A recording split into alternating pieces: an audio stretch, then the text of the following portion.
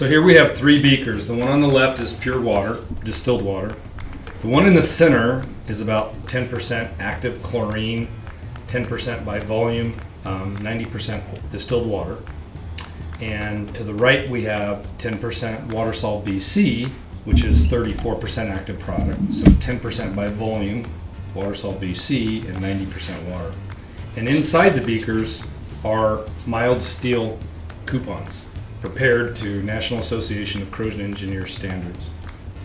Immediately upon insertion of the mild steel to the chlorine sample, it started developing these corrosion cells. So probably an iron chloride, where you can see to the right where we have peroxide, which is much more effective than chlorine. We have 0 corrosion. And so what we're going to do is time-lapse images of this over perhaps a period of 1 day, and you'll be able to see the impact that chlorine has on mild steel, which is your casing of your water wells. So when you pour chlorine down the hole, or you put aggressive amounts of chlorine down the hole, this is typically what happens. It corrodes the metal, it forms this iron. That iron then becomes actually food source for bacteria. So just opposite of what chlorine's supposed to do.